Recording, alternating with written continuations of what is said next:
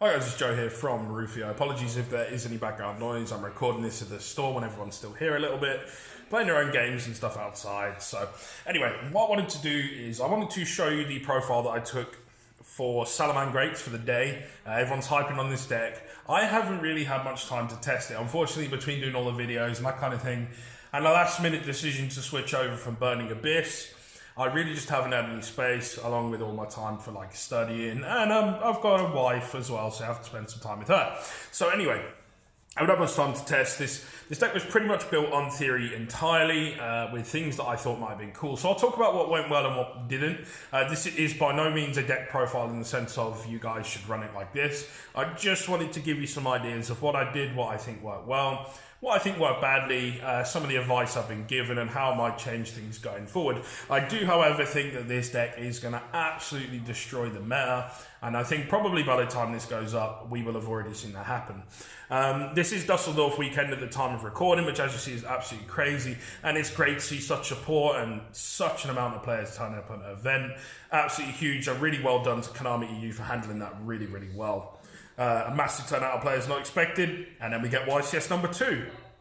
So without much more talking, I will get stuck into the deck profile. I will let you know what I think worked well and what I might change as I go along. Again, this is not about rate my deck or anything like that. It would just be interesting to see what advice you guys even have, actually, because a lot of you will have way more experience than I do with this deck. But also just an opportunity for those of you out there who are looking to start the deck, just to get an idea of what it's like to play and what things do and don't work well. In my personal opinion, certainly not gospel, but feel free to listen and maybe disagree. If you do, that's absolutely fine. Anyway, so we start off with triple Gazelle. That's pretty much a given. I don't think you can run it any less than this. You recycle it loads. This is just like free. This is basically, as one of my friends said, it's just like a multi-faker for the deck. You absolutely have to run it, and 3 is perfect. Moving on, we have triple Spinny. Much again the same. I don't think you can really cut this to less. It's just so free. A lot of the time, actually, this boost effect, if you don't know, you should actually be, a lot of the time, you're going to try and use this with your Chimera to boost their attack so you can do double damage when you hit over it. And usually you're going to go to OTK at that stage, or at least do enough damage to kill them off for the game. But yeah, Spinny's great. It's a free summon. I mean, you can just literally target one on your side of the field to engrave, and then it's a free summon to go into your other plays. So absolutely cannot be at less than 3 in my opinion. Moving on, we have triple Foxy. One of my friends, his list has 2. I quite like 3. I like to see it in my hand. Like each one of these cards has almost got like a replacement for an existing card. So this is a replacement for Pot of Duality. Is that the one? I always get it mixed up. Anyway, you excavate the top 3 and you add 1 Salamangreat card to your hand from that. On the summon, it has a secondary effect, but I won't go into that. But yeah, that's really cool. It's probably one of your decent normal summons, I think. We run one Salamangreat Falco. This is fantastic, I think. Just being able to recur that card from grave, and it does have an effect in grave where you can send one back and summon it. I quite like it as 1. You don't really want to open it, you want to sort of tutor out when you decide to use it. And much the same with Jack Jaguar, you don't want to kind of see it in like an opening hand, you want to search it out, usually with your Stallion to go into your other plays. This was great, like the whole day, this was absolutely awesome for me. No complaints there. Now, I did make one change before I decided to record this. I was actually running Mole before, but I did some play testing after locals, and Mole was just terrible. Like, there was not a single time in the day where it came up and I just thought this is good. Like, in theory, I was like, oh, this is really cool. It's like Pot of Avarice, right? But it just isn't. It just never happens because you never have a clear field. So I'll swap it for Mir in the meantime. I'm potentially going to swap it for Foul instead. I know a few people are running this. Playtesting it's been okay so far, but you know, maybe I'll use Foul instead. But yeah, Mir's fine. Definitely don't run Mole. It's just hot garbage. Moving on. We have Triple Lady Debug. I think this is pretty self-explanatory. I know some people are cutting this, maybe one of these in favour of, I think it's Flame Buffalo or something like that it's called. Anyway, I really like this at 3. I would rather open multiples than none at all. Like, I would genuinely rather have 2 Lady Debugs in my opening hand than none. So I think you have to run it at 3. You want to see it in your first turn every single time. And there's plenty of ways to play around it, getting like hit, you know, with Ash and things like that. I am also running double Psychic Wielder. I think this is really cool, actually. Again, it only really came up in a couple of games. It was only a 4-rounder Swiss today. I finished 2-2. I'm pretty much learning this deck on the fly, guys, so certainly not my best results, but it'll do. I'll take it. A 2-2 is okay for my first ever time using the deck, and like I said, I haven't been able to test online like I would normally. Normally, I'm on YGO Pro, and if ever you see me on there as Rufio YT, feel free to introduce yourselves. It's most likely me. I don't think anyone's going to be copying my name. Anyway, so Psychic Wielder has some cool interactions if you go into like Brionac. Being able to pop a card and then discard cards off Brio's effect. Or just for the fact that you can go into that rank 3 because it is generic, it doesn't need to be fire ones. It's just a good free extender. And there are some other ways of tuning it out, which we'll go into later. And then we move on to hand traps. Now, hand trap ratios, this seems to have been absolutely fine. I've been fairly happy with this the whole way through. So triple Ash, it's been great. Triple Effect Veiler, also been awesome. And finally, double Ghost Ogre. Now, there was some debate as to what I was going to run. I kind of wanted to run Crows. I kind of wanted to run like every hand trap. Like, honestly, there's just like a good amount of space. But I felt like I needed to go for the most impactful ones. And I can see why Droll would make the cut. But this is, you know, built A with the mirror match in mind. And, you know, B with the fact that I'm just playing this at locals at the moment. I would potentially add Drolls into the main rather than in the side. You know, spoiler alert. But actually, Ghost Ogre was fantastic today. Every time it came up, it was awesome, man. Like, the amount of turns that got ended just by using this, like, they go to make a play, and they need that monster still on board, and then they'll like, maybe add a card or something, and then you get ogred, and yeah, they're in trouble because they can't actually make the play they wanted to. So yeah, in terms of hand trap ratios, that was fine. That's 8 in total. I was weary of the fact that I could potentially up that. More the concern there, though, is that we end up in a position where we end up with just loads of hand traps in our hand. And you want to open 1 or 2, but any more than that, like you start to be in a bit of trouble because you lose your ability to extend. I'm just going to move this up a little bit for you guys. My camera sags a little bit. It's a bit of a pain in the ass, but there we go. Anyway, continuing on. So we'll move on to the spells and traps. So I am running triple Salamangreat Circle.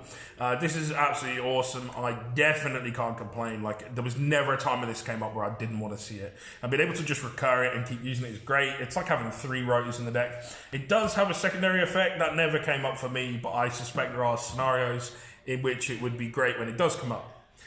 We are running 1 Sanctuary, and I think most of the rest of this is just one-offs now. So 1 Sanctuary, that really is all you need. You don't need multiples. You're going to see this pretty much straight away. No one ever really hits it, and if they do, you can just recur it back. It's really not a problem. Will of the Salamangreat, I think a one-off is great. Again, this card is pretty good when it comes up. Just being able to get 3 bodies on board is pretty nuts.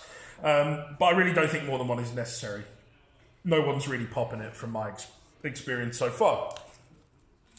Apologies, we have 1 more to of Caught by the Grave. This was at 3, I cut it down to 2.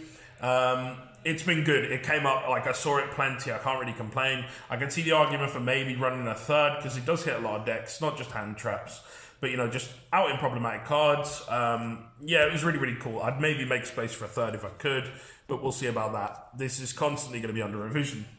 I did run 1 emergency teleport, so this was the whole thing with the 2 wielders and also running the 2 ghost ogres. If I found myself in some real sticky situations, I could at least get into a ghost ogre, which is another 3, and then I could either make a brio with that or I could go into the Stadios, no problem. So yeah, that was great. We have 1 Fusion of Fire and 1 Super Poly. Now, these were both great when they came up. Like, I really didn't find too many situations where I couldn't use them. In fact, the only times that they really came up where they didn't work for me, and the only time these were bricks, was actually when my opponent bricked. Like, I'd be forced to go 2nd or something like that, and you'd see this, and they wouldn't, like, play a monster or anything like that, so they just kind of sat there and didn't really go anywhere. But the times that they did, you know, resolve or whatever, they were absolutely fantastic. I can't complain about them. I would potentially side the Super Poly, but Fusion of Fire is definitely a one-off in the main for sure. Moving on, we have 1 Foolish Burial. This is great, just sending you Spinny. You know, there's a couple of other targets you'd maybe go for, but Spinny's going to be the main one, really, just to get that free summon. And everyone knows Foolish Burial's great. And we have 1 Upstart Goblin. Upstart Goblin is just a 39 card deck. Another way to dig in, you give them 1,000 life points, it doesn't matter, you're going to smash them anyway. And then just finally onto the traps. So the ratios here have been in debate by a lot of people. I really like these ratios of 1 Rage and 2 Raw. I really want to open this like every time. Rage didn't really come up for me at all today, actually. I know that a lot of people will send it if they already have this in hand and then set it off the effects. I found that 2 of these was great because you want to see it, but Rage never came up for me. I wouldn't cut it though, because I know from the experience, or from what I'm hearing from everyone else, this is really, really good when it resolves. Like I say, it didn't resolve for me today, but I certainly would never cut it. A lot of people will also run this at 1. I really like 2. I'm not running any other traps, so a lot of other decks will play like Salamangreat and that kind of thing. I think that's absolutely fine as it is. I don't want to be sat on turns where if I go second, I'm forced to set a load of cards and basically skip a turn. I want to be proactive in my plays. So, as we continue, we'll go on to the extra deck. That was the main deck, guys, by the way. Yeah, I think it's pretty cool. There's a few bits I maybe would change, as I've discussed on the way through. So, moving on to the extra deck, I am running double Balinks. This was triple. I was convinced to cut it down to 2 from 3. It was fine. There was only one time that came up really where I wanted the 3rd, and that was because I hadn't recurred it back, so it's my own fault. I got a bit greedy and added back other stuff, when really I should have spun this back to the extra deck. I know that it's a free way to just, keep your monsters on board and that kind of thing. I think normally 2 ways to stop your opponent is good enough with all the other interruptions. Just keep your plays going. 2's been absolutely fine, like I say, apart from that one time it came up that I needed the 3rd. And you can't prepare for every scenario, guys. So 2's been absolutely fine. You may disagree with that, but that's certainly how I found it. Not in debate at all. Triple Sunlight Wolf, absolutely you have to run 3 of these. No question about it. I know it's a little bit pricey now, guys, if you're sort of looking to get into this deck and you thought it was going to be budget. It is mostly budget. This is absolutely a must-have at 3. There's no negotiating that. I know there's a couple of people who I've seen who have tried to say that they would run it at 2. I can't agree with that, I'm afraid. Just 3 is perfect. This card just constantly, it's like one of the biggest engines, man. It just keeps going and going and going. It's crazy. And then to round it off, 2 Heatlio. This is absolutely fine. I never, ever once felt a 3rd was necessary. A lot of the time I won't even make this. I'll just sit on this. Like, this is cool for a free spin, but a lot of the time, like, if you're going first, making this doesn't really offer that much benefit. I'd rather sit on this with, like, something else to just interrupt them. So that's it for the Salamangreat links themselves. There are more extra deck cards, of course, because we don't only play those. So moving on, we have 2 Mirage Stalio. 2 was absolutely fine for me. I would never play a 3rd, and I think 1 wouldn't personally be enough for me. I think 2's absolutely great. 1 Violet Chimera. I can see a small argument, because there is a little bit of space in the extra deck, depending on how you want to run it, to maybe run an additional one of these just for the added effect at the end. But I really feel like at this stage, like if you've got in a position where you can do double damage and it's already gained attack off the stuff that's made it, and you boost them with like a spinny, which is really easy because it's a 3 of, you're going to absolutely just destroy your opponent anyway. So really reducing them to 0 just makes no real difference at that stage. It's just an extra card that you could use on something else. I've got 1 Heater the Fire Charmer Ablaze. This never came up for me. I actually didn't play any mirror matches despite how I built the deck. With that in mind, I dare say it will come up. There was once or twice I could have gone into it, but there was better options at the time. I do feel though that this has a really important place in the deck and has a lot of potential for the mirror match. I was running 1 Nightmare Phoenix and 1 Nightmare Unicorn. Normally I would run Cyberse in any given package if I can. However, these are great just as they are. Cyberse doesn't really come up as much at the moment. You've got other ways to deal with that. Phoenix is great for back row removal. And of course, if you've already activated Mirage Stalio, you can still resolve this because it is a fire type. Unicorn is just a good bit of spot removal. Sometimes it will just help you get out of places. Just good toolbox cards to have available to you. I wouldn't personally cut these. Some people aren't running them. I definitely would recommend that you do. And then just to round it off, there's 2 cards left. We've got 1 Boral Sword. This is a win button. There was a game I absolutely had 0 right to win today. I managed to just spam out 4 monsters, make this, get another one underneath an attack position, and then just kill him. And he had like all the advantage before that in the game, and I just made that and just won. A lot of people are cutting this for, I think it's Transcode Talker. There's one that you run with, I think it's called Update Jammer as well. I should really pay more attention. I don't read cards, guys. I'll be honest with you, I'm really bad for it. Anyway, there's another one you run where you can do all these crazy like OTKs and stuff like that. And that's really cool from like a budget perspective. I really like, there was a game I would not have won today without this. And I can't bring myself to cut it. It is just so good. yeah, I don't see any reason to cut this. Like, maybe I'd run the other stuff, but certainly not at the moment. And then just to round it off, we've got the one Brio. Brio, I think it only came up once today. There was a lot of the time when I had the ability to go into this, where making the Mirage Salio to re-establish a board was more important than clearing their board. And that's really what this comes down to. Like, if you've already got a board and then you can make this, then you're going to win. But if you don't have a board, then you never go into this. Like, even if they've got something, you need to be able to just keep interrupting them and guarantee another turn. Because if you can wait like 1 or 2 turns, you can just draw into that one good card. In this deck, like, all it takes is one right card to come up and you can just regenerate an entire board. It's crazy. But Brio is good in theory, and like that interaction with Wheeler that as mentioned, just being able to pop and spin cards is really, really cool. That is it for the main in the extra deck. I'll talk a little bit about my side now as well. So we move on. So I ran 2 Artifact Lancia. I actually only have 2 of these, sadly. I would really like to put the Artifact package potentially in the main deck with Scythe. That is something that I'm definitely going to look at doing. I just haven't been able to pick up the Sanctums yet. So there would be that kind of added benefit of being able to use that. But this is really good. There's so many decks, like, if you go against Thunder Dragons and they're going first or whatever, and you just use this, like, a lot of the time that ends their turn. It's the same with, like, Orcus builds and stuff like that. They need to be able to banish. I was playing a Dino guy, I resolved this, he couldn't do the pill. That was a game over. He passed his turn, went to me, and then I just killed him. So Artifact Lancia at 2 was fine. Maybe up that to a 3rd. Running triple Droll and Lockbird. This got sided in plenty today. So this is obviously for the more kind of danger variant decks and that kind of thing. And speaking of which, I'm not a big fan of the danger variant of this deck. I did try out. I've actually decided to sell my dangers in favour of getting the money for Phantasmades, but we'll go down that another time. So Droll and Lockbird, yeah, it was great when I sided it in. When I saw it, it ended turns. Yeah, it wins games. It's a great card. It's really good to see this back on the block again. It's sort of been kind of fell out of favour. Now, speaking of stuff that had fell out of favour, I have decided to side triple Ghost Reaper and with Cherries. So, the idea with this in mind is that if I come into the mirror and I can hit that Sunlight Wolf with this, it's pretty much game over. Like, that's it. What else are they going to do? They're really stuck for position to be able to do anything, and they're going to want to go first. And I will know that I can hit that pretty much straight away. As a 3 of, you should really see it in your opening hand. You'd be really unlucky not to. But of course, you know, it doesn't always work like that. Mathematically, it's not guaranteed. But yeah, I think triple of this, and if you can hit the Sunlight Wolf, that's game. There are some decks as well, if you're playing like attack deck and you hit the Boral Sword, that's also an interesting interaction that may be worth considering. And again, it's level 3, it's a tuner, it can do all this extra exciting stuff that we have the ability to go into.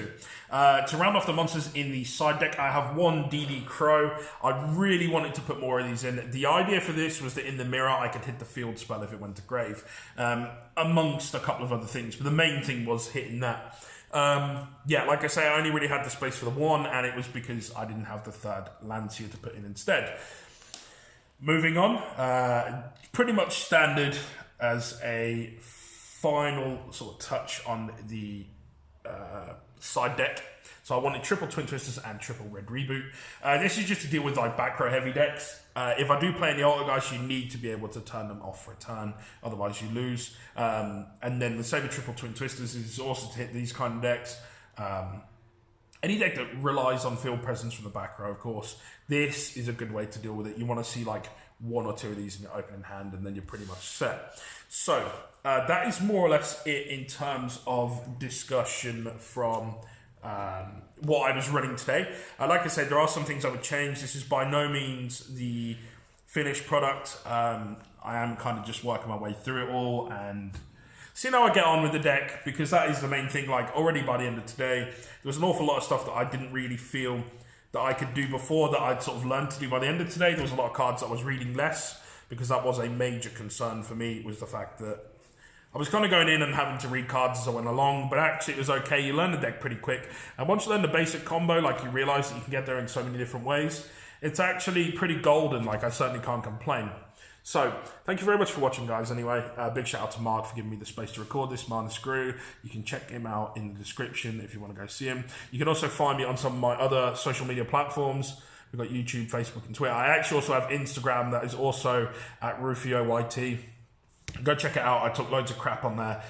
If you did enjoy this video and you'd like to see more, if you have any comments, please leave them. But if you want to see more, don't forget to subscribe. I have plenty of content, normally 2 times a week, sometimes 3, sometimes more. Sometimes you get real wild and we do like 4 or 5. But thank you very much for watching, guys. I'd really like to hear what you think, what changes you would make to the deck, because the deck is ever evolving. This is really good to see the community effort that's gone into this in some of the groups on Facebook and that kind of thing. So thank you very much for watching, guys, and I will see you in the next one. I'm afraid that's all we have time for in this video. If by chance you haven't had enough of listening to me waffle at you through a video about a children's card game, you can follow me on Facebook and Twitter. The links are on the screen, or if you're feeling really lazy, you can click the links in the description. While you're at it, don't forget to hit that subscribe button so you don't miss out on future content too. It'll make me smile, I promise. And who can ask for more than that? Thanks for watching, see you in the next one.